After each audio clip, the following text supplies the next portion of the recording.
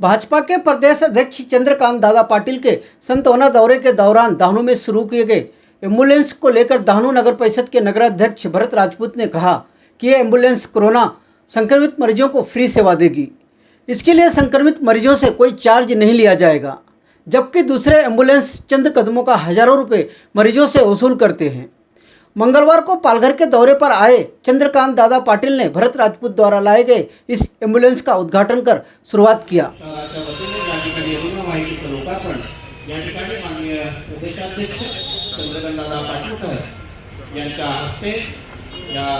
रुग्णवाहिकेचं लोकार्पण या ठिकाणी होत आहे।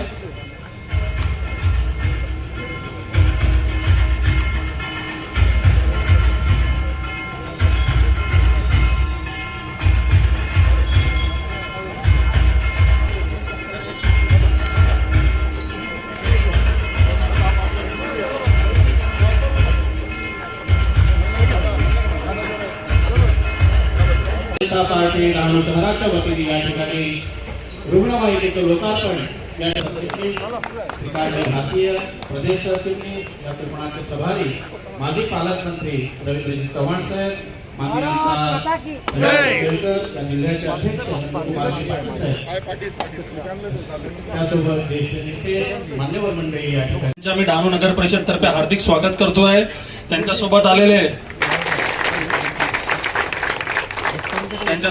रवींद्र चव्हाण साहेब, माजी पालक मंत्री पालघर जिल्हा व आमदार केलकर साहेब, ठाणा जिल्ह्याचे आमदार आणि इकडे जे प्रभारी केलकर साहेब, त्यांच्याही स्वागत करतोय।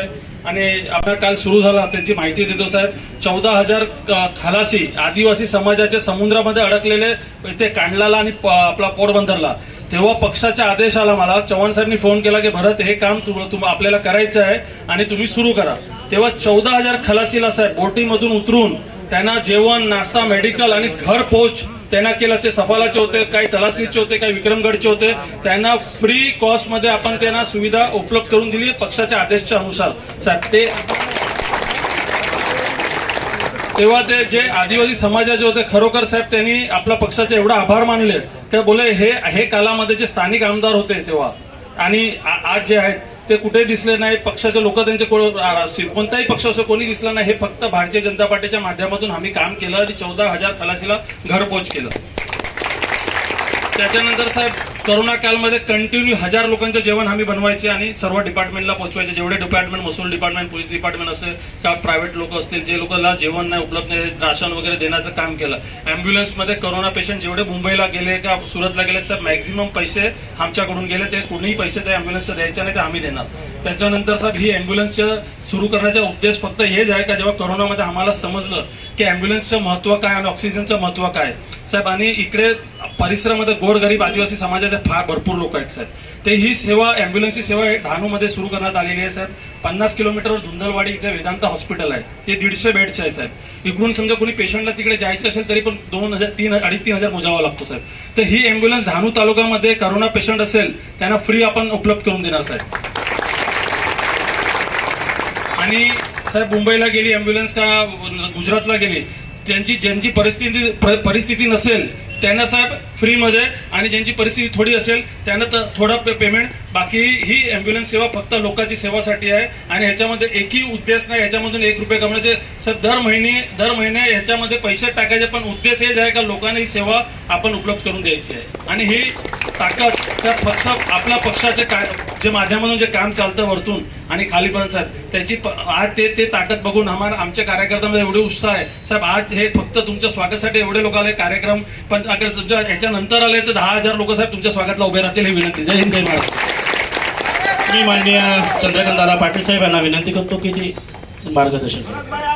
इस दौरान वहां मौजूद लोगों को संबोधित करते हुए उन्होंने कोरोना काल में भरत राजपूत द्वारा किए गए सामाजिक कार्यों की सराहना करते हुए कहा कि हमारे युवा नगराध्यक्ष बहुत कम समय में यह पद हासिल किया है, जबकि इस पद को हासिल करने के लिए उम्र गुजर जाती है। साथ ही उन्होंने कोरोना संक्रमण को लेकर वहां मौजूद लोगों को सतर्क करते हुए कहा कि आप लोग लापरवाही ना करें, जैसा कि पहली लहर के बाद लोगों ने लापरवाही की थी, जिसके कारण दूसरी लहर में देखते ही देखते बड़ी संख्या में लोग मौत के मुंह में समा गए। यह बीमारी कब जाएगी यह कोई बता नहीं सकता। इसलिए जिस प्रकार चश्मा हमारे चेहरे का हिस्सा बन गया है, उसी प्रकार मास्क भी हमारे चेहरे का हिस्सा बन गया है। उसे हमेशा लगाएं और कोरोना संक्रमण की रोकथाम के लिए बने नियमों का पालन करें। वहीं इस दौरान चंद्रकांत दादा पाटिल ने और क्या कहा, सुनते हैं। डहाणू नगर परिषदेचे तरुण नगराध्यक्ष, साधारणतः नगराध्यक्ष व्हायला बऱ्याच उन्हाळे पावसाळे असे जायला लागतात। मराठीमधले असे उन्हाळे पावसाळे काय होतात? तर तरुण नगराध्यक्ष, मी त्यांना विचारले की तुम्हाला काय म्हणतात, तर मागून कोणीतरी म्हणाला भरत भाई म्हणतात, इकडून कोणतरी म्हणाला नाही भरत दादा म्हणतात, तर समोरून कोणतरी म्हणाले भरत शेठ म्हणतात। तर असे जे तरुण नगराध्यक्ष भरत भाई, भरत शेठ, भरतजी आपल्या शहराच्या आणि एकूणच या जिल्ह्याच्या कोरोनामुळे संत्रस्त झालेल्या लोकांसाठी एक ॲम्ब्युलन्स त्यांनी आज सुरू केली। त्याच्या लोकार्पण कार्यक्रमाला व्यासपीठावर बरं भाई आप बैठिए कुर्सी पे। नहीं ऐसे इस शहर के प्रथम नागरिक है भाई। भारतीय जनता पार्टीचा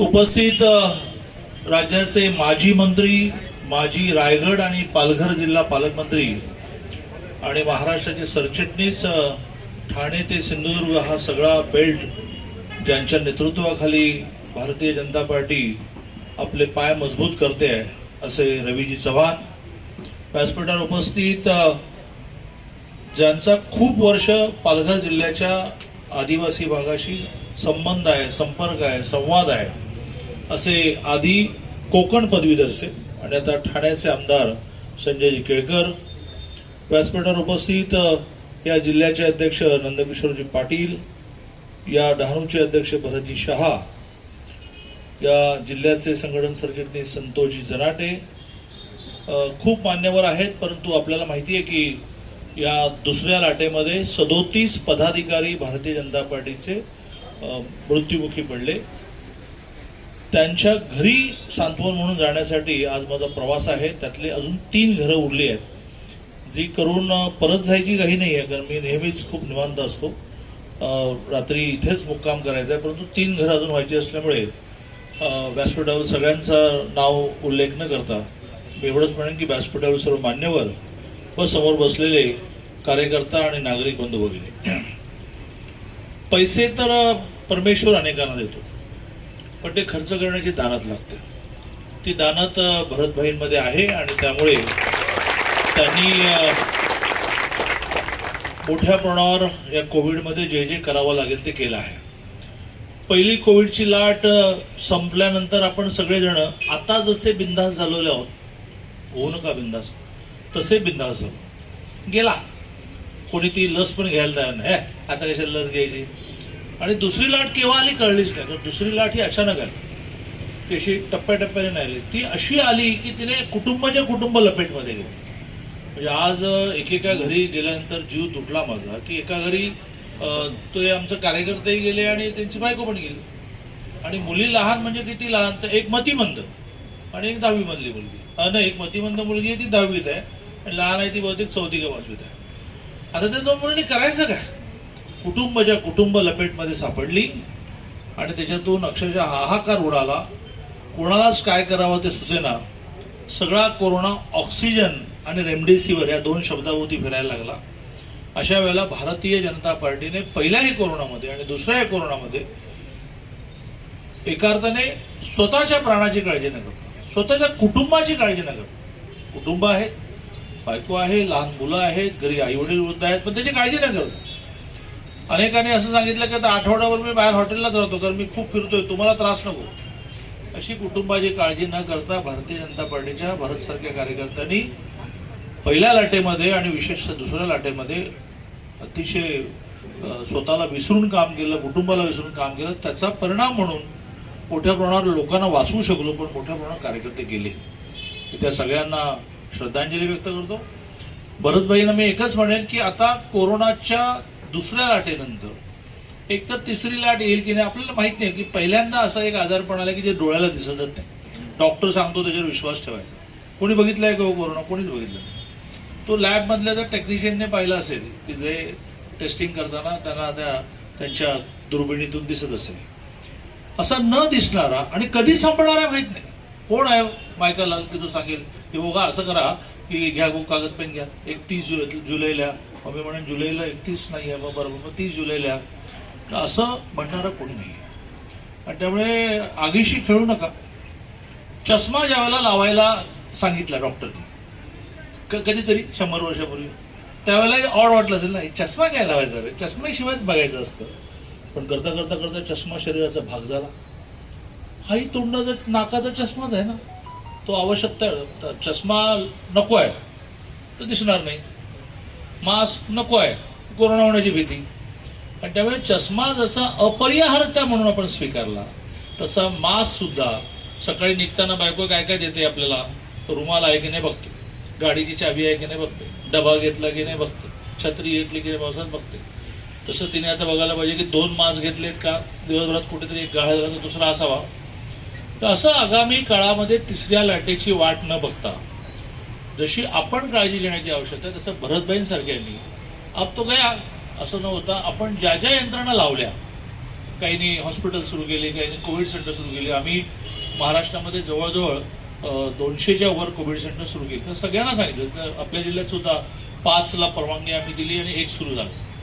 तर सगळ्यांना आम्ही असं म्हणतो की हे गुंडाळून ठेवू नका, हे सगळं याचा खर्च मेंटेनन्स जाऊ दे वाया, पण तुम्ही हे चालू ठेवा. शेवटी एकच गोष्ट सांगून भरतभाई माझं बोलणं संपवतो, ती म्हणजे 2 कोविड नंतर, 2 लाटेनंतर आता आरोग्यापेक्षा सुद्धा आर्थिक मदत करण्याची आवश्यकता जास्त निर्माण झाली. आणि ती आर्थिक मदत करण्याचे रेशन किट दिलं वगैरे हा एक प्रकार आहे.